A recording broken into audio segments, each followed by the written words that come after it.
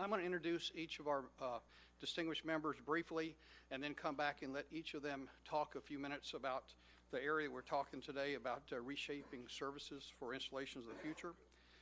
First, the panel chair today is Ms. Stephanie Hoehne, who is the Director of Family and Morale, Welfare and Recreation G9 of the Installation Management Command.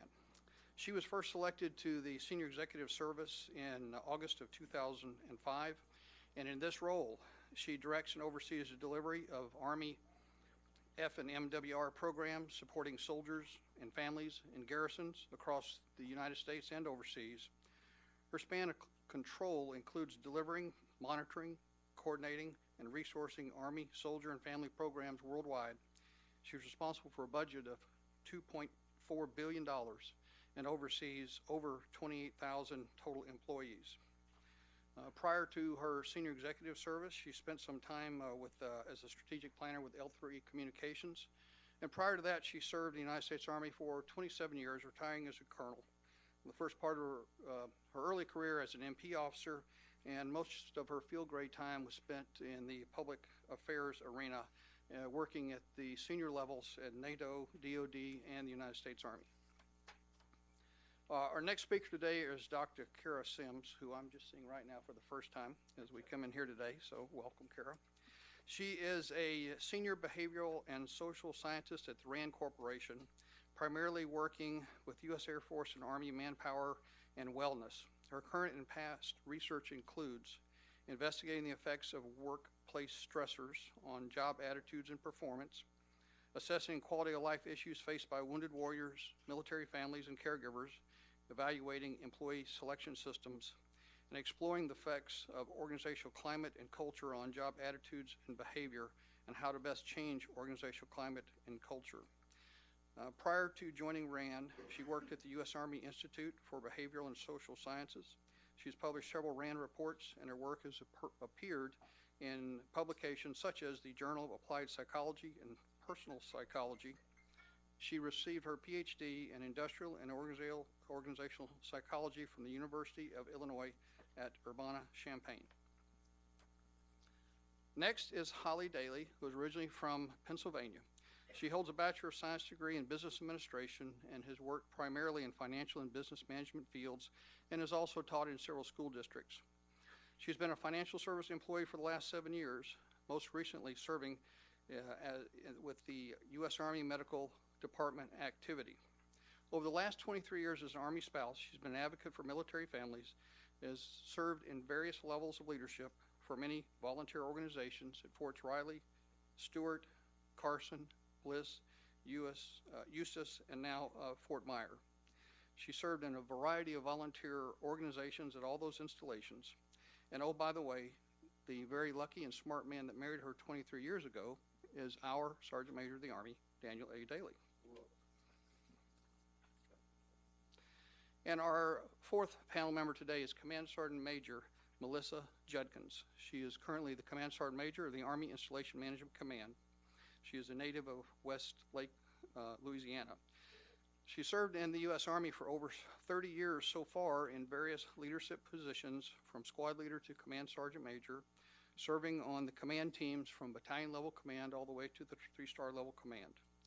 Her deployments overseas include S4, I4, Operation Iraqi Freedom, and Operation Enduring Freedom. She's going to be here today to talk to us from her role of 30 years in the Army, leading and supporting soldiers. Oftentimes as leaders, we've talked about this concept of taking care of the sons and daughters of America in our role as Army leaders. She has a very personal aspect of that because one of those sons of America is her son, Sean, who's currently serving as a specialist in the United States Army today. So with that, ma'am, I'll ask you. I'm sorry? Yeah, with that, I'll ask you to go ahead and start us off, and each of the panelists will take a few minutes and talk about your thoughts in this area today. Well, good afternoon, all. I was very fired up by Sergeant Major Dailey's remarks because it was a perfect segue into some of the things that the panel is going to talk about. And I'm going to very briefly run through policy, funding, demand, and impact, and then let the subject matter experts talk about their respective areas, and then we deliberately plan for plenty of time for questions afterwards. So we've been hearing a lot about the policy, but delivery of family services goes far beyond the policy. We clearly understand the sea change in expectations with the Chief of Staff of the Army's comments that it is all about readiness and resiliency. And further commenting that if a program does not directly support either readiness or resiliency, he's not making that program a priority, and therefore it should not be one of our priorities. As Sergeant Major said, you can say, okay, does auto craft shops support readiness? Yes. Do arts and crafts support readiness? Yes. Does childcare support readiness? Yes. We're from Missouri. Prove it. And then there is a long pause, because what we lack are the metrics to demonstrate what is the impact of our programs on readiness and resiliency. And that's something that we have to work toward. If you look at the bin chart, if you understand category A, B, C, category A, direct support to mission. Okay, category A, easy to understand. Fitness facilities. Well, of course, we're going to have fitness facilities. They're funded at 85% appropriated dollars, only 15% NAF dollars. Of course, we're going to have that. It gets interesting. Chief of Staff of the Army has gone further, saying that he not only wants fitness facilities, he wants a fitness capability that specifically prepares units for deployment. Looking at the studies at what injures soldiers downrange, besides IEDs, is generally the daily demands of carrying all that stuff on their back. The rucksack, the Kevlar, the weapon, the helmet, and everything.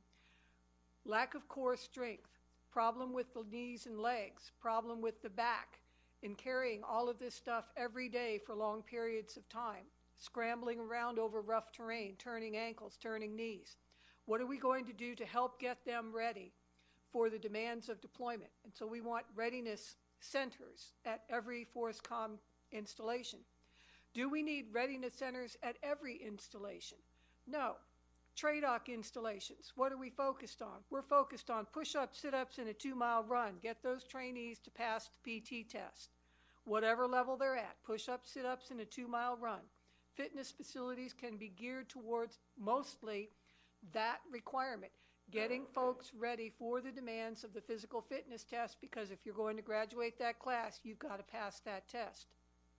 Our sustainment installations, AMC-based installations, what do you have? A commuter population of mostly civilians who come in, work out in the morning, and then go home. Or maybe work out at lunch and then go home. Some have extended hours. Take that into consideration. What do you need? Basic Nautilus, a few free weights, and a lot of treadmills. That takes care of that. So the fitness facilities, even as an example of a mission-supporting thing, do not necessarily all have to be the same. That's the kind of thing that Sergeant Major was alluding to when he said not all installations have to be cookie cutter. We have reoriented our organization within Installation Management Command. We used to be regional directorates, pretty easy to figure out, East, West, Atlantic, Pacific, Europe, and Central regions. Now we have oriented them functionally. So we have Readiness Directorate, handles basically all of the FORSCOM installations, including White Sands Missile Range, Fort Irwin, places that get folks ready to deploy. Power projection platforms. We have Training Directorate, which handles mostly TRADOC installations, West Point, Carlisle, places like that. And then we have Sustainment, which handles a lot of AMC-type installations that provide supply, logistics, transportation. And this makes perfect sense because those installations are then grouped according to their focus, and they have a different customer base at each one. TRADOC installations have a largely captive transient population. The things that work for that population are very different than what works for a population at FORSCOM installations, which are mostly permanent station, permanent 3-year station, family-oriented, high-op tempo. The sorts of family support services that we provide are very different. We absolutely need a lot of financial counselors at TRADOC installations because you've got a lot of new troops coming in and you've got a lot of financial counseling to do with them to make sure that they know how to handle money that they may be having for the first time in their lives. Not so much at Carlisle. We already made our mistakes by the time we got there. So it's a little late. We have new mission implications coming down with the new retirement system where folks who never had to worry about retirement before because they're going to get an automatic annuity every month no matter what they do with the rest of their lives, all of a sudden have to plan like everybody else in America and manage their money and invest and think about their future.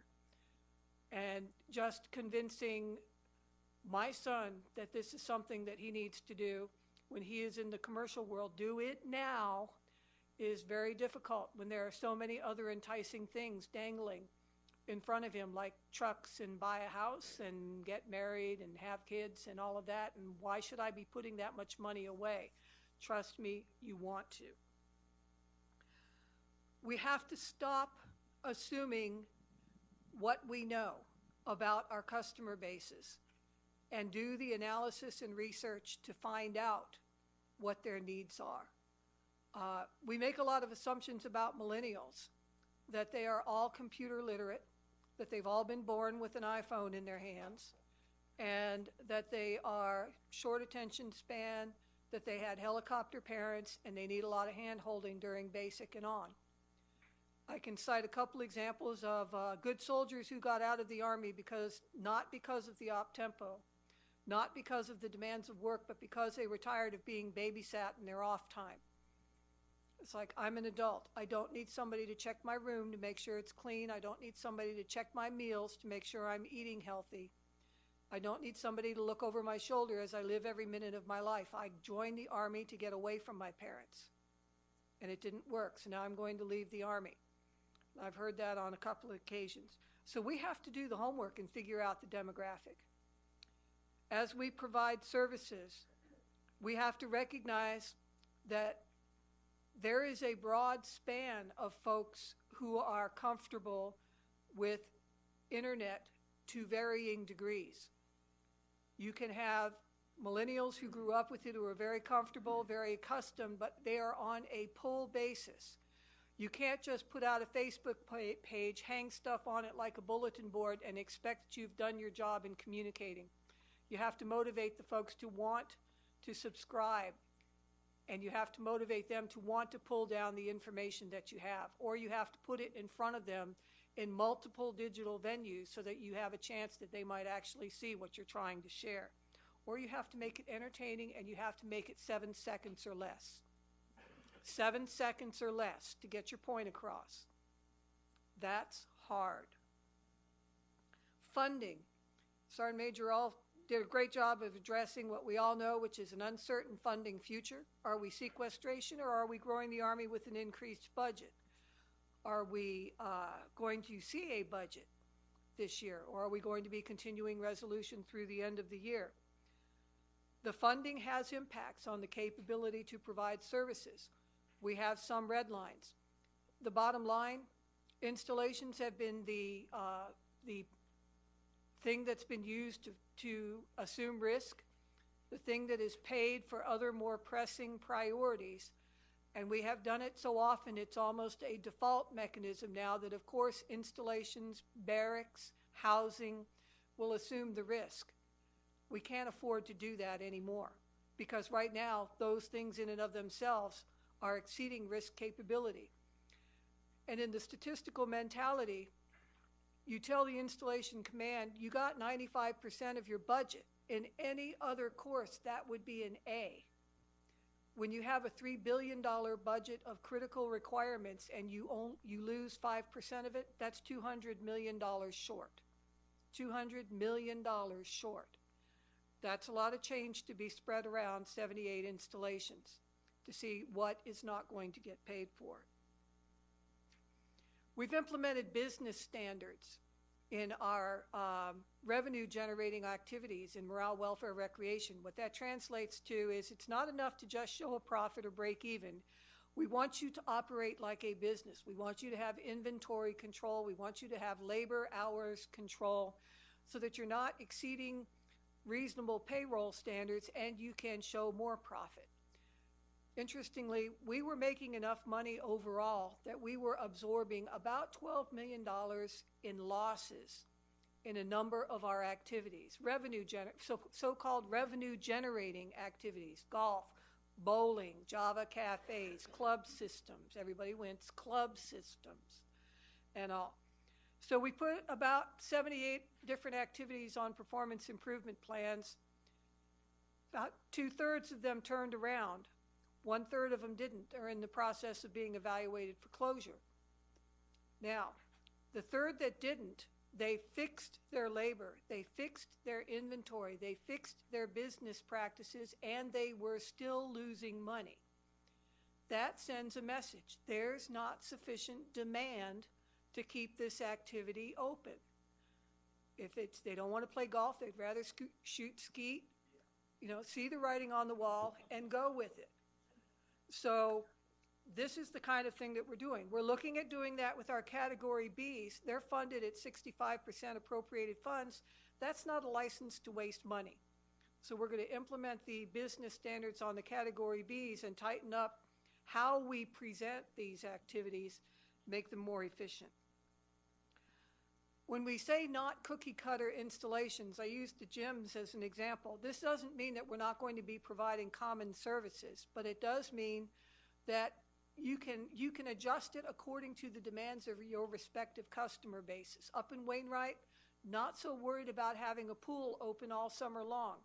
Down in San Antonio, where you go 8 to 10 weeks at 100 degrees plus outside, yes, you absolutely want the pools. Not worried about an ice skating rink. So we do look to make adjustments and let the garrison commanders make those. Part of the challenge that we face, most of our programs are required by law, DOTI, regulation, directive, good idea committee. And so when we decide we need to amend or change a program, it takes an enormous amount of work, the help of our buddies over in AXIM, to try and get things pushed through so that we can establish common sense. And right now, we're doing it to ourselves. We are exceeding our capabilities. Gyms are required to be open 90 hours a week. We're running them 120 hours a week. That's fine if you've got throughput that justifies it.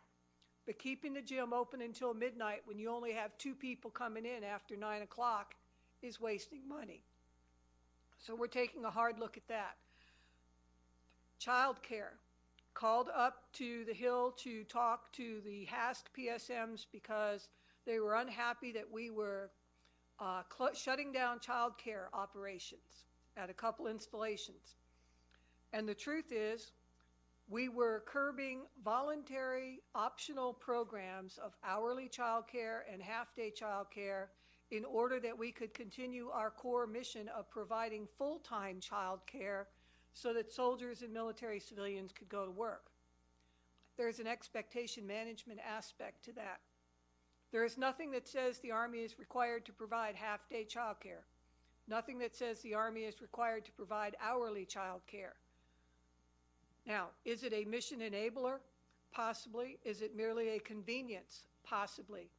But there is a requirement to enable our soldiers to go to work, which is why we get into childcare at all, and that's full-time daycare for different age categories. In briefing Mr. Milam in OSD, one of the acting chiefs in PNR right now, we talked about child care, and there was the discussion, is it better off privatized? Should we put everybody on fee assistance? Because it may be more cost effective to do that than to continue to maintain child care facilities. The challenge with that is we do operate our centers for longer hours, and 95% of our centers are accredited, whereas about 12% of off-post centers are accredited. So yes, we offer the gold standard. The question really is, are we going to be able to afford it? And then lastly, we look at community support. There are a lot of different things that we could be doing differently. You know, we have to look at what is available. and can we get to it? It does no good to have a wonderful library off post if you have a significant population that doesn't have the wheels to get to that library off post. So when you're thinking about these sorts of quid pro quo arrangements, it's great, but think about, can the population access it? We've had libraries that have told us, no, your on-post residents cannot use our libraries because they pay no taxes in the area, and it's the taxes that support the library. There's an opportunity to find some other arrangement of what services can we provide the community that would make it worth their while to make their off-post programs available to us. We talked virtual a little bit. That may work for a younger generation. It may not work for the mid-level and the senior generation on post. We've taken a lot of hits for and concern about support to retirees. The cold hard reality is we are not funded to support retirees. We're funded to support the active serving military in uniform and their civilian counterparts. Retirees are a space available basis. So if we have an operation that is going only because the retiree community depends on it, we need to take a hard look at that and see if it's viable. If it's revenue generating, I'll keep doing it because that enables me to sustain all my other operations. But if it is not revenue generating, it's not cost effective. Finally,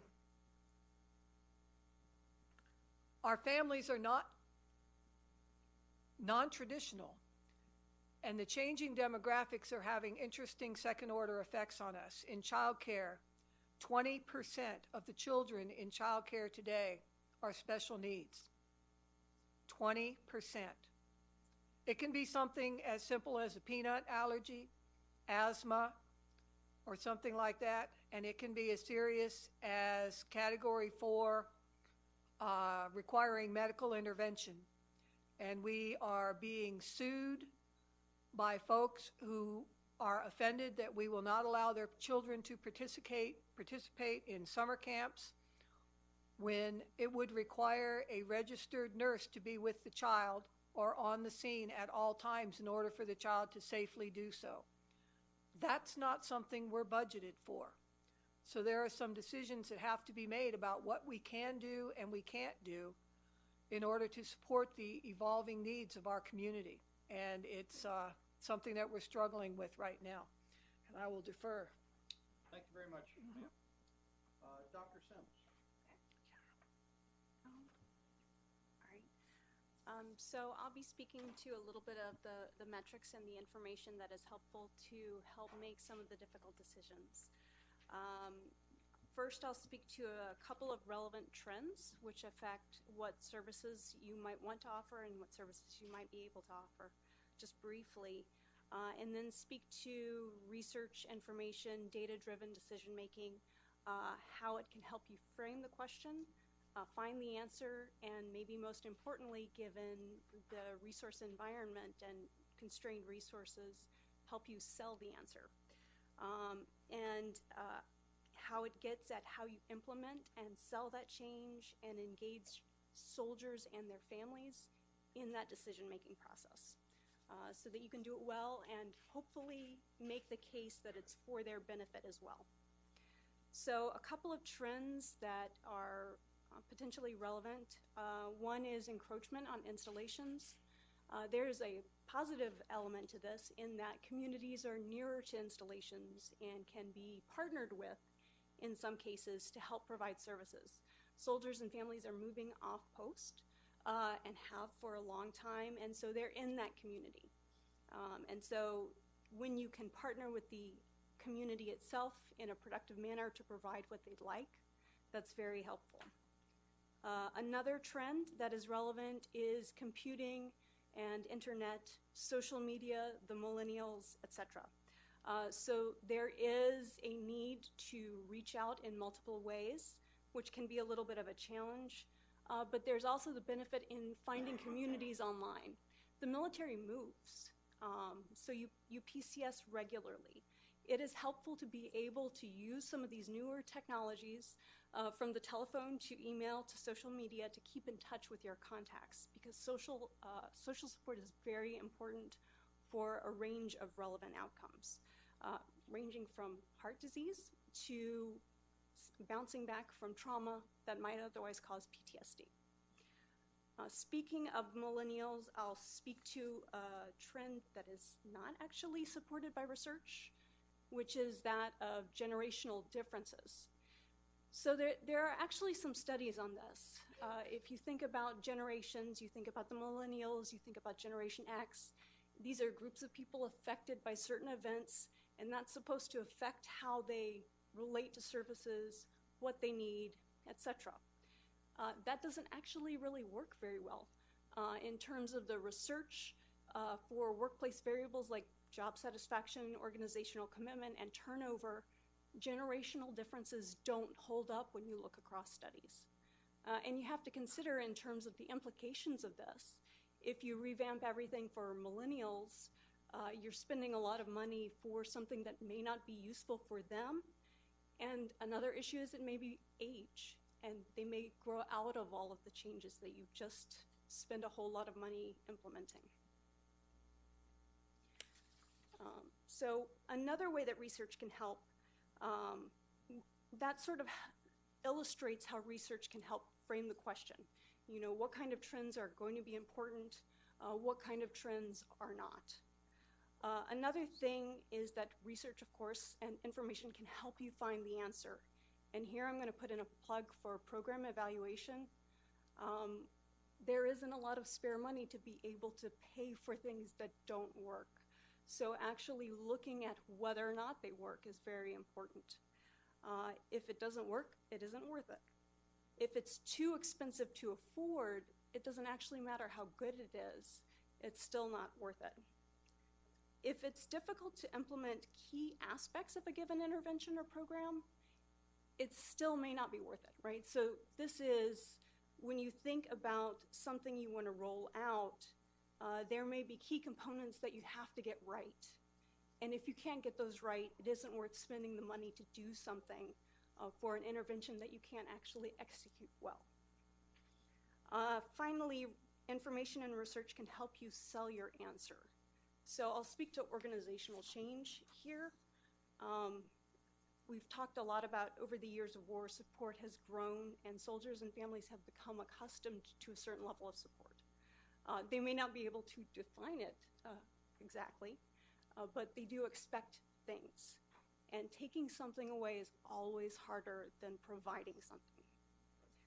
So getting information from your customer base in this sense is very important, because you can speak to one of the key factors of making organizational change a success, which is communicating clearly and honestly. So you will be able to speak to, asking them, we've gotten your opinion, we've taken account for what you've said, you've had voice in this decision, and we're trying to make the best decisions for you, based on, in part, your input.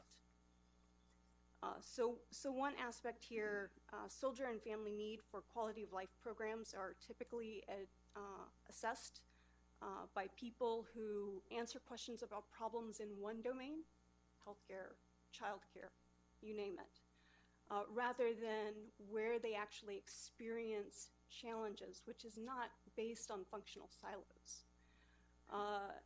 You also get a lot of information about the programs they use and their satisfaction with them, and that is, of course, very relevant, and I don't want to discount that information. But I want to argue for a holistic perspective where you ask soldiers across the range of challenges that they may face, soldiers and families, what challenges they do face, and out of those, what are most important to them. So that way you can help weigh those decisions and figure out what might be the best way to go forward. So note, any information you collect is bound in context. So if you're asking about childcare as one of the problems and it's an issue you already solved, it may not be something that they speak to when you ask them. So I'll actually turn to the customer now, I think. Oh. Okay, good afternoon. My name is Holly Dailey. I'm an Army volunteer spouse, and it is my hope that I am the eyes and ears and advocate for our families, and that I hopefully represent them honorably every day, and especially here today. So as a senior spouse, as a volunteer senior spouse, I am afforded the opportunity to go out with my battle buddies, Mrs. Millie and Mrs. Allen, and also with my spouse, and go out and visit our soldiers and families and talk amongst them and gather information. And that's what I like to do, is share some of the hot topics or discussions that I've been involved in gathering lately with them and in bringing them back to you. So while going out and visiting with our families, it has come to my attention about bringing the awareness of the shift or the change, but mainly the shift in the Army family makeup, the dynamic makeup of it. And we know there's a difference of dynamics out there. There are single soldiers, there are single parents, married soldiers, widows, dual military. But what is brought to my attention most recently is understanding the shift of that. And I'd like to talk to you about the military spouse, because that's who I interact with mostly.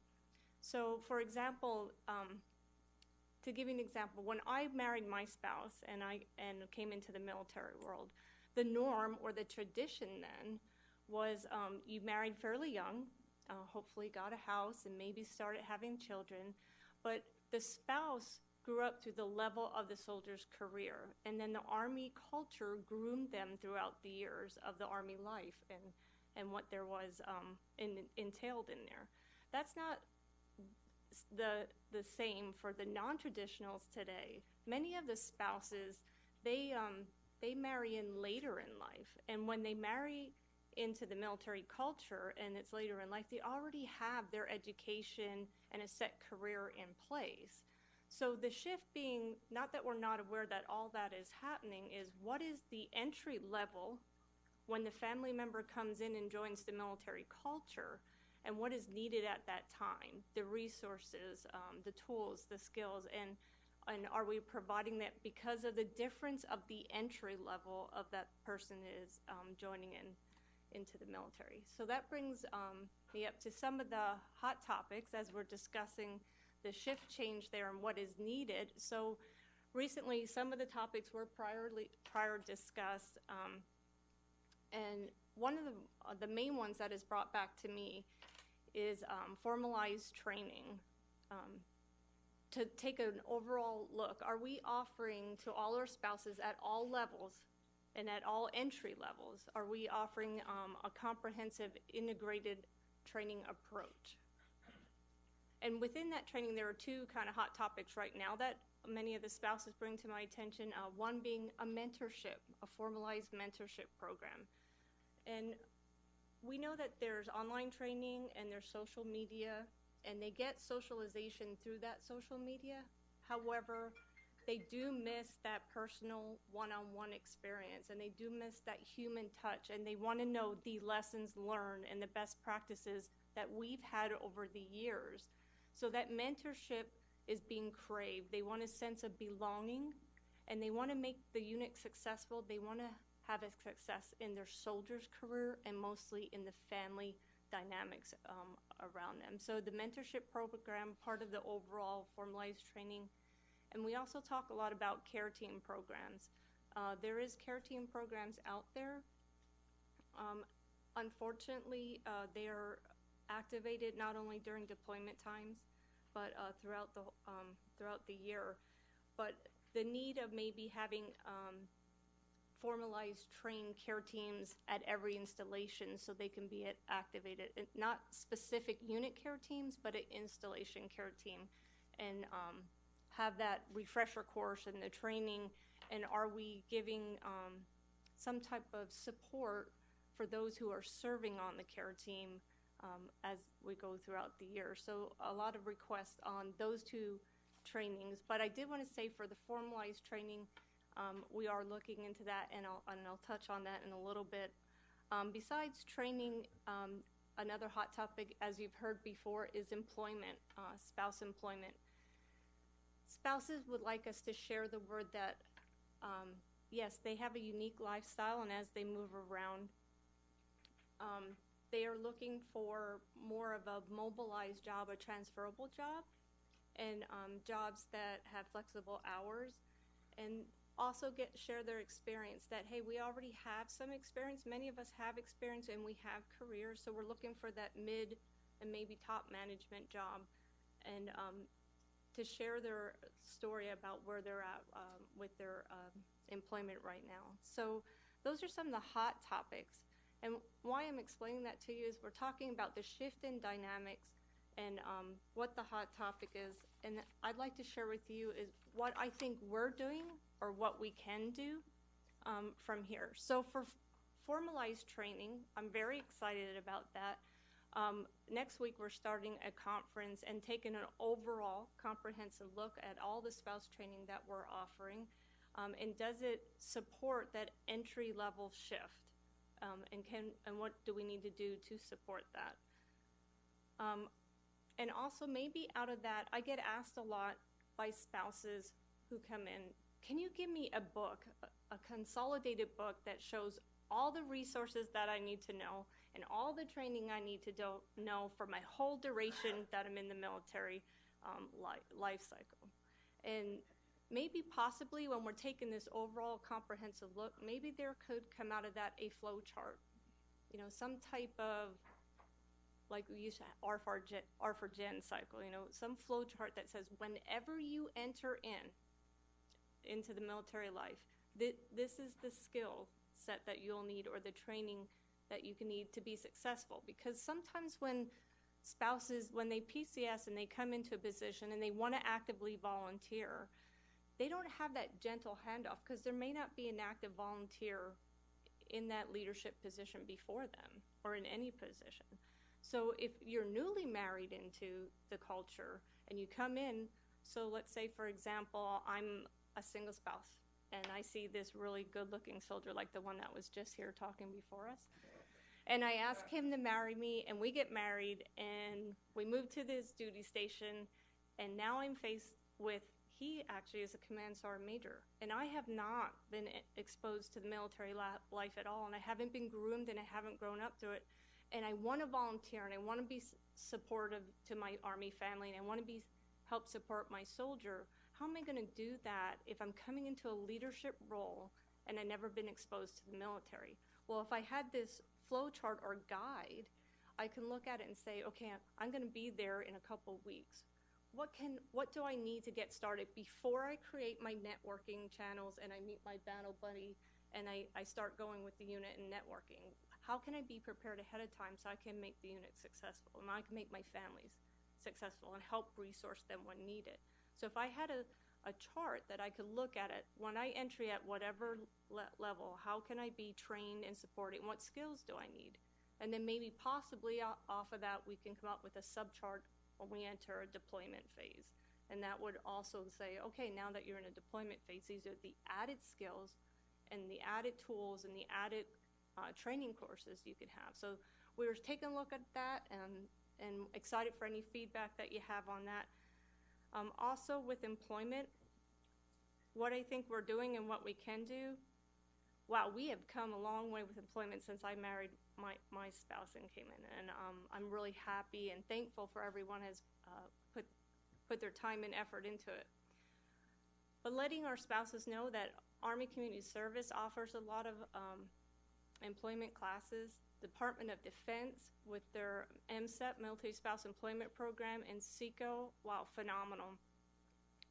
But one of the issues that comes back to me is, spouses say, I'm overwhelmed with all the information that's out there. I don't know where to start, so I don't start at all. I don't know who to trust. There's, 45,000, 46,000 nonprofit organizations. I don't know who to trust. Where do I even go? I don't know what to do. But if we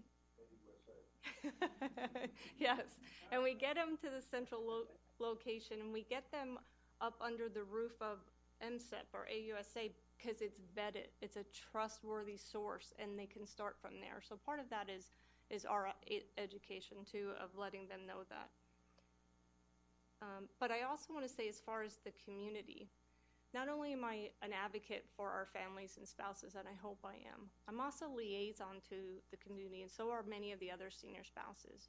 So I sit on many, many, many different boards because I choose to in the community, so that I can be an advocate and say, this is what our families are looking for, or the community can say, this is what we have to offer. So for example, last week I went to an organization that said, Miss Dailey, can you come down here? We really want to show you something that we got great going on. So I went down there, and they said, okay, we know there's challenges with spouses moving around and transferring their licenses for their jobs. Well, we are offering not only veterans, but jobs for military spouses. And by the way, as they move around, because we have different locations. Now, I understand not all organizations are at that magnitude, but as they move around, not only will we help them because they won't have to start over when they get to another duty station. They can stay in our organization, keep their longevity and benefits. We'll also pay for their license transfer and do the paperwork for them, because it's a nightmare if you don't understand the language of the paperwork. So what a great best practices from the community to say, we're listening to what the spouses need, and we're reaching out, and we're trying to make this more easily, because military spouses bring wonderful skills to the table. They're dedicated, they're loyal, they have diversity, resiliency, and we're going to tap in on that, and we love having them part of the team. So it's a great relationship. So use me, use her to be your liaison, to help make that connection to what's working and what is not working. I also wanted to share within that is, when we're going over training and hot topics and what's out there, one of the hot topics is, how do you balance life? They asked my spouse and I, how do you balance the work life, the Army life, volunteering, raising kids, being a caregiver? How do you balance that? So I wanted to share with you that not only are we looking at the training classes that we're offering to our spouses, but we're cognitive and aware of always looking at those training classes that tap into resiliency, both mentally and physically, and building on that resiliency. And are we meeting their needs? And on top of that, how do we give them the tools to rejuvenate, to even make it even better? So that's one of the training classes that we'll be taking a look at. Communication seems to be the key subject here. As we're talking with our families, we just came straight out and said, how do you want us to communicate? Somebody tell us how to communicate with you. So the main majority feedback is, give me that snapshot. Give me that couple second snapshot. Give me the meat, because the information overload that they get on the internet, yeah, it's great information, but we don't have time to always sit down and read it, and I'll read it later and I never get to it. But they like the virtual snapshot. So like the public service announces that you see on the PSAs on the AFN, give me the virtual human touch if it's on a video, but only make it last up to like 30 seconds. That's what they tell me, but I guess it's more like 7 seconds, right? But give me that virtual PSA and teach me that way if you can't tell me face to face. And then I could take it with me and share it with my friends.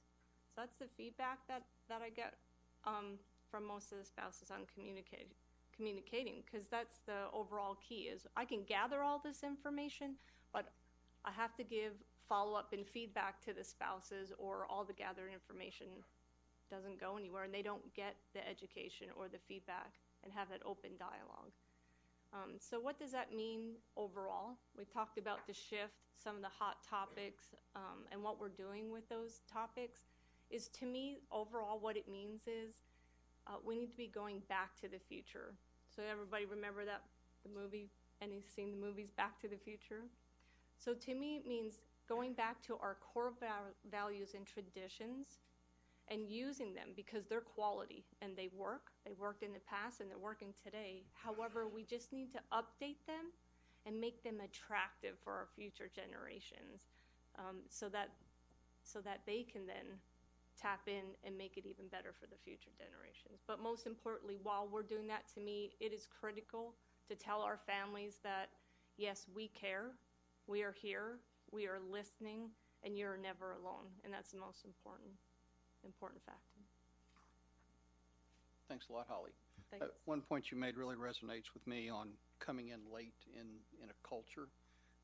I got married to my wife 6 months before I pinned on Colonel, and she had never been around anybody in the military in her whole life, no friends or family or anything. So I deployed a few months later and was gone a year, came back, and we went straight to Fort Dix, where she's now the garrison commander's wife. And she was like, "What is this all about? You're the commander. What's this got to do with me?" And okay, honey, let's talk about this. You have some real responsibilities now. And she had been an executive with financial services, but so it was a real culture shock. I mean, she rose to the occasion, but she had no peers to learn from because I was the senior person on post. There were no general officers or anyone there. So having some kind of handbook or something for those spouses that come in later in our culture, I think is very important. Command Sergeant Major, your thoughts on reshaping services for the future? So I'm going to be try to be kind of brief because I see our time's almost up. I just want to talk about services and how we look at the future on how we provide those services. So we know that the young soldier of today really needs the same thing I needed. They just need it delivered differently. There's no difference in the communication except for the way I deliver the communication. It's the same thing. They want to be treated correctly, they want to be cared for, and they want to be told what's happening next. But they don't want to be told the same way I did. They don't want to have a 3x5 card, and they don't want somebody with a butcher block board telling them what to do. They want to be told differently. So as I looked at how could we go forward with services for the Army, so MCOM has 73 installations and about 30 plus other installations we do MWR services on. So we provide most of the services to the installations across the Army. And I looked at some of the hot tickets we do. Childcare has been talked about a lot today. For me, it is the Gold, Platinum, Platinum Plus, Platinum Pro service that we provide our dependents. We have to look, like we said before, is that sustainable? Do we look at who we serve in those child care facilities? Do we reprioritize who gets priority for care first? And when it runs out there, then someone else gets priority for care. Do we really look at that? Do we look at the system that allows us to hire child care workers? 180 days is a ridiculous amount of time to hire somebody you're not paying very much. Do we look at that? I think we do.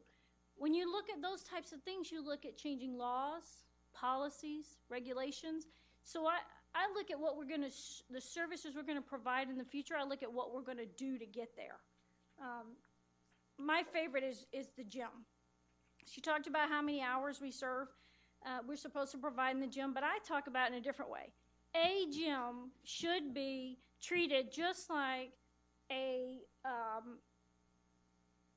platform for building readiness, just like an installation, just like we do a division. The gym should be used all day like a range. Check it out for an hour. You get an hour this week, you get an hour that week. We put functional fitness equipment in there and you go for it. We should treat our readiness is the most important thing we do every day. So I came in the Army, 6:30, 7:30 is PT every day, some places 6:30, 8 o'clock. That's what we do. That's an Army tradition. But does that mean that's how we deliver services in the future if we really want a true soldier athlete? So we have to look at things and the way we do things and decide whether we want to continue to deliver in the same method. Just like I said, soldiers today want the same message. They just want it delivered differently. Another we talked about is libraries. I believe there's other methods you could do at libraries. I believe you could partner, make the libraries we have on the installation much more like an internet cafe or a site where you still use your library, but you don't have to use it in the same method you do now. It's not a full service library. If you need a book and you can't get off post to get it, you order it here in the downtown area library, gets it to you. There's tons of different methods. We have a library system online right now. You can get magazines online. Do you know that? It's awesome. I travel all the time. I travel with my library system. I either read on my phone or I listen to it on my phone. So we're delivering somewhat in a different method. We just got to continue to move forward in a different method. Ranges. Ranges should also provide readiness. That's all they're there for. They are to service a soldier to make them a killer, right? We're steely-eyed killers. We come in the Army to fight and defend our nation. That's what ranges are there for. So we should have good ranges. But we should not have an overabundance of ranges. Just because you think it's a good idea doesn't mean it's a core competency. So we need to look at the way we have ranges. We need to determine if we have too many, not enough. And then we need to use installations that have ranges that don't have a lot of soldiers. We have some installations out there that the population of the BCT actually moved, and there's nobody really to use the range. Those are training opportunities. You EDRI there, go to the range, you train your soldiers how to move, you come back to your home station, and you deploy forward. Those are the types of innovative thoughts that we need to do. Food. This is my favorite one. I know I'm not the Army G4 or AMC, but food on installations. If you go to the PX area, I'm not trying to knock AFES. If you go to the PX area and you go to the food court, what do you get that's healthy? Burger King? Charlie's? Subway's there now, so you can somewhat get something healthy. Baskin Robbins, you can get that. I need to feed the machine that's going to deploy forward. I am a readiness tool. Therefore, we need to look at feeding all of our readiness tools the right way. Should we put nutritionists in the gym? So when you go and check out your gym for an hour, company X of whatever battalion, you also get a nutritionist class. Should we consider investing in our soldiers to make them soldiers and ready? When I put all my notes together, I had a lot more because we're almost out of time. I don't want to hurt anybody's time. For me, the largest thing I kept thinking about is installation and services of the future. They have to be centered around readiness, like the SMA said. And they have to be centered around how do we provide that readiness to be able to go overseas. So Miss Holly's husband, it's not SMA, it's Miss Holly's husband, because that's his most important job, is being Miss Holly's husband. He has this quote that he tells young soldiers when they're talking all the time. He said, the Army's like a team. We get on the bus and we play away games. We don't play home games. If you can't get on the bus, you probably don't need to be on the team, because you need to be able to get on the bus to go play the away game. So we should treat our installations and the services we provide on those installations every day to be able to provide those capabilities for us to get on the bus. That's how we should solely look at it. And I understand there's some expectation management we have to do. But I promise you, when you look people in the face, whether you deliver it on a 30-second PSA or you look them in the face and you're honest with them, they understand. So we just have to continue to look at the way we deliver. And we have to be realistic. If nobody goes to the gym for 2 o'clock in the morning, maybe it doesn't need to be open at 2 o'clock in the morning. Maybe we turn the lights off for a little while. For me, General Bingham said something earlier that was pretty dynamic. She said that you have to prioritize, I wrote it down because I thought it was important, you have to prioritize investments and services that most affect readiness, implement mission essential programs and initiatives to improve health, fitness, and personal readiness of the force, resulting in a reduced non-deployable rates and increased unit readiness. If we can do that with our installations and the services we provide, then we've won. I give my time back. All right. Thank you very much, Command Sergeant Major. Do you have any final comments, ma'am? No, I think I'll open it to any questions we might have. Defer questions? Take a break? All right, we're going to take questions on the break, so we will huddle in the center of the room and let you attack the cookies first and answer any questions you might have.